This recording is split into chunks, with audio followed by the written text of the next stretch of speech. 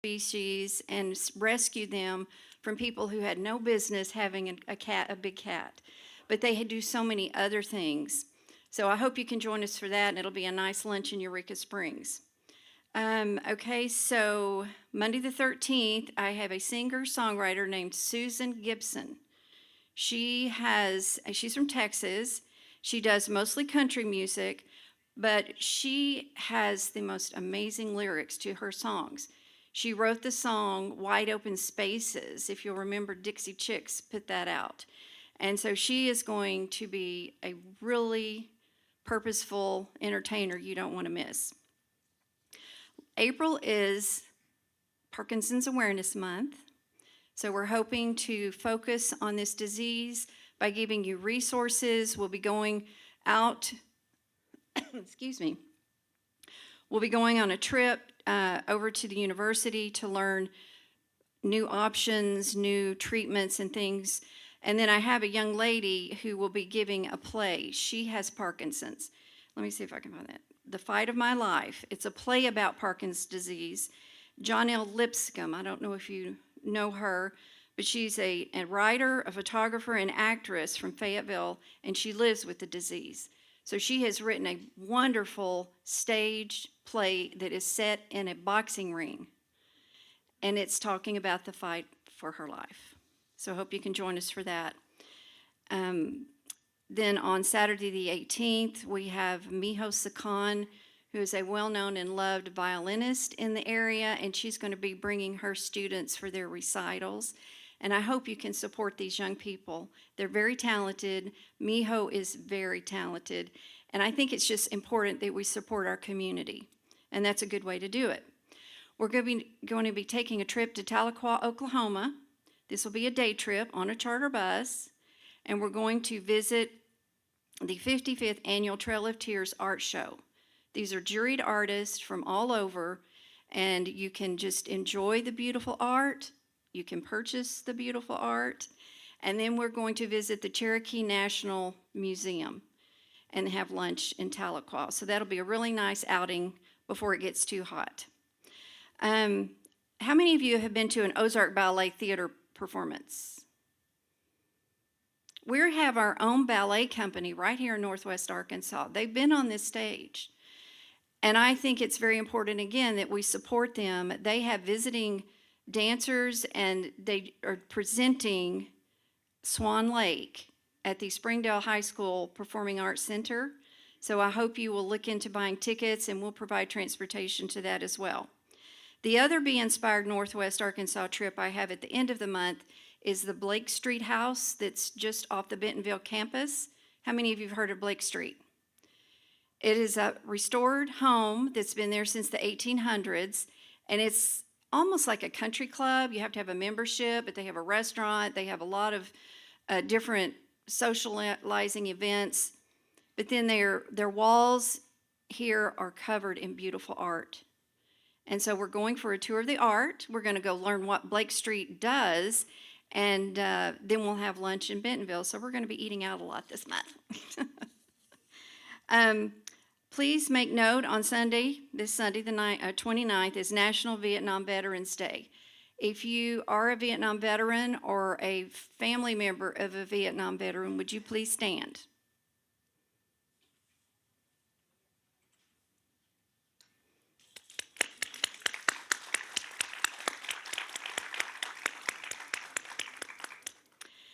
Do you have any questions about programs or events before I introduce our guest? Yes, ma'am. The date for Turpentine Creek is Thursday, April 9th. Yes, sir.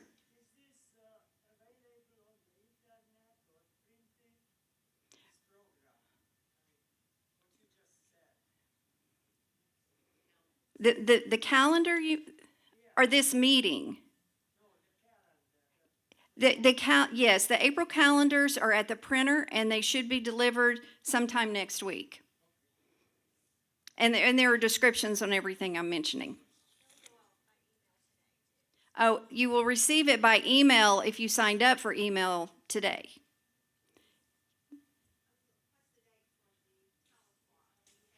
Yes, the Tahlequah trip is Wednesday the 22nd. All right, well, let's move on with our guest. We have two representatives from the Exercise Science Center at the university. They have worked with Jennifer to do a research study with Butterfield Trail Village on campus. And so I'm going to have Rebecca and Ray come and tell us about this research project and how you can be involved with that. Thank you. All right, hello. I know a few faces. Good morning. I teach college students all the time, but public speaking still gets to me a little bit. So if I seem a little shaky, just bear with me a little bit. So, but I am from the. Do I have to speak directly into the mic? I am from the University of Arkansas. I am a PhD student in my final year, my last semester. I'll be graduating with an exercise science degree, and I'm doing research study, and I work with in the aging lab with Dr. Gray, if anybody may or may not know her. And we work directly in the aging lab. So I work with older adults. I am very passionate, and I am interested in working with promoting healthy aging and independence. And so my research study this semester involves working with individuals who are over 60 years above 60 years of age, and I am trying to distinguish a correlation, or I want to establish a relationship between physical performance and cognition. In the grand scheme of things, I hope that in my future career, wherever I may go, I can help establish good exercise, or help establish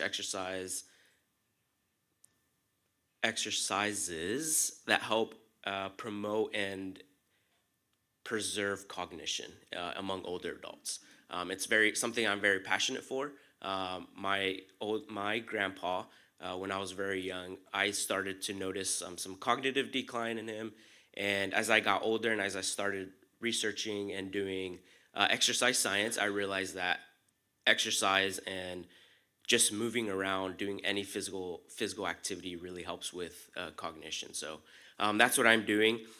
So really, we partnered with Jennifer Neal, if you know her, with the Aquatic and Wellness Center, and we are actually doing a research study here on campus at Butterfield Trail, and we are planning to come down between April 14th through the 17th, I believe. Let me double check those. April 14th through the 17th.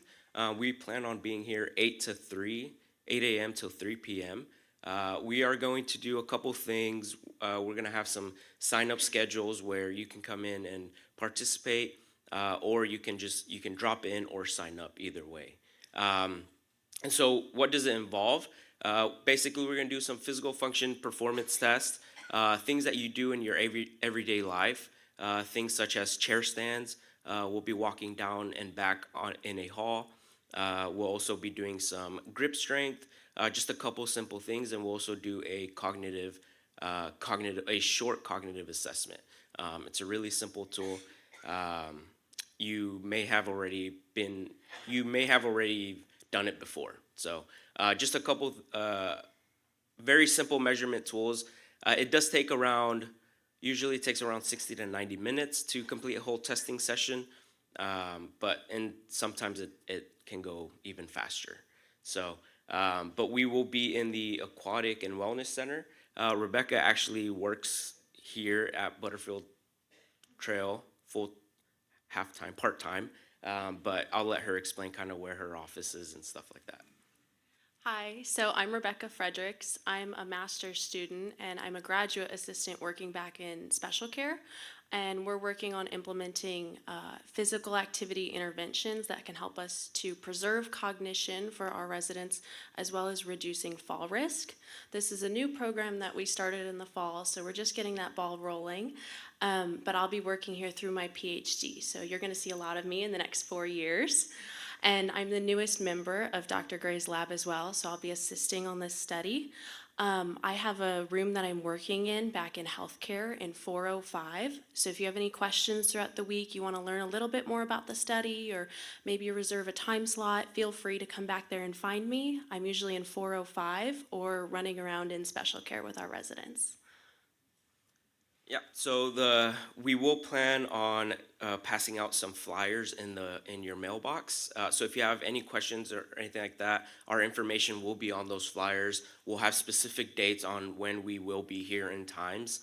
And if you do have any questions between here until you get the flyers, then you can reach out to Jennifer or myself. I do have a couple things I will leave at the front desk, and then she'll also have one kind of posted on your door, on her door. If you want to stop by, feel free to stop by and ask questions. We're really excited. I know Jennifer's really excited to do this. If you have any questions about the study at all or what it all entails, please reach out and ask questions. Thank you very much. Thank you.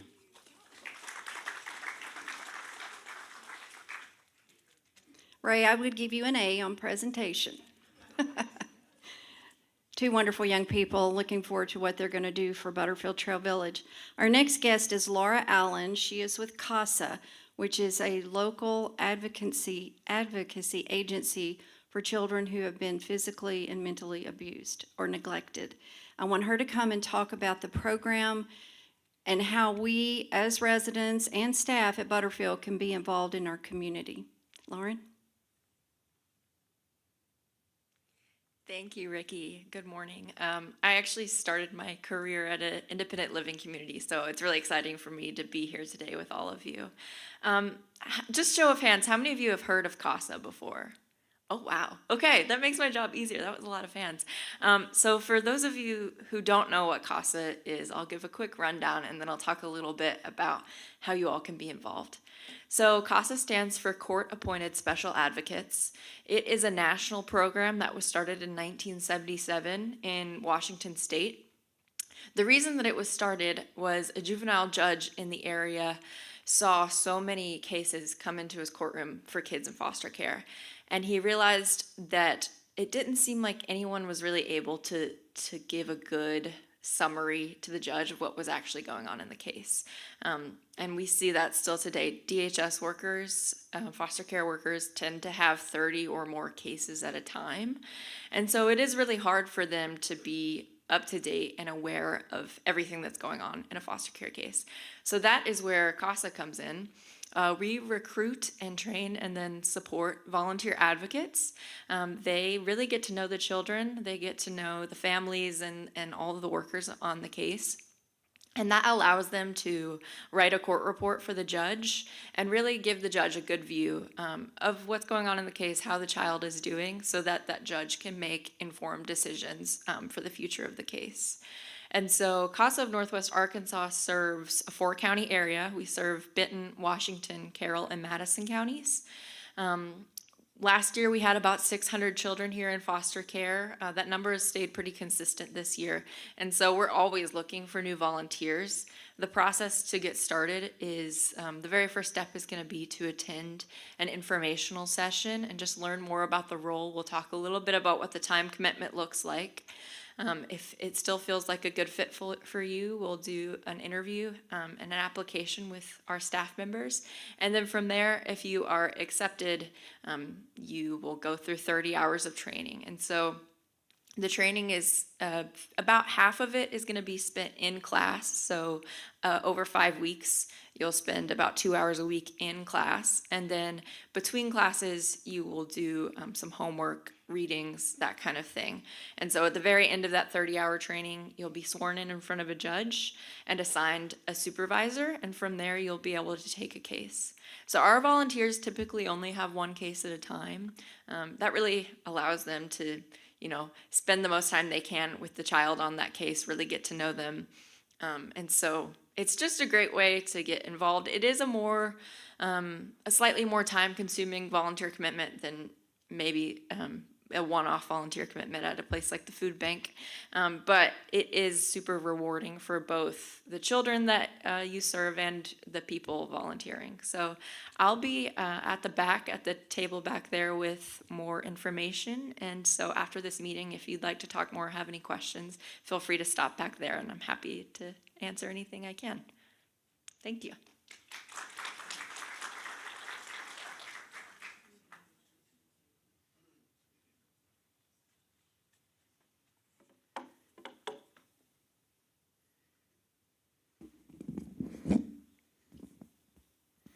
All right, good morning. Lots of updates to give you this morning, and some of the things we discussed at the forum last week, but a few of the newer things on here as well. Just so you know, currently we have 37 capital projects going on at different phases, as you can look around campus. We have a lot of things going on. And we'll send out, we have a list of the capital, and it's been discussed, but we'll get that out. We ran it through the Strategic Development Committee and the Board Finance Committee and the board, and now we'll get that out to you. But one thing to keep in mind when you see the capital list is, like I've explained before, there's things that get added based on needs, safety and security items that get added, and there's also things that get bumped off because we're to stay within a budget. If we have to add an item like concrete repair or something like that, if we need wheelchair accessible doors, then something has to come off. So just so you know, that's the list, and that's the way it works, and it's a priority list. And the amounts listed that you'll see are estimates, are not quotes. Some of the projects are scheduled, will be scheduled. It'll take us about 2 years probably to get through the projects. And no one wants to give you an actual quote if the project's going to be a year away. So we have estimates, but the actual quotes won't be done until the work is closer to getting scheduled. The construction update, so the bond money is in the bank, and as you see, the construction fence has gone up.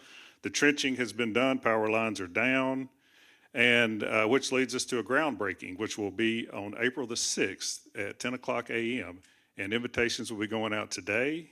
And so be looking. And they'll also go through all the normal channels. It'll be on the TV channel. It'll go through Telegram and all the ways that we get information here. So you can be looking for that. And that is April the 6th at 10 o'clock a.m.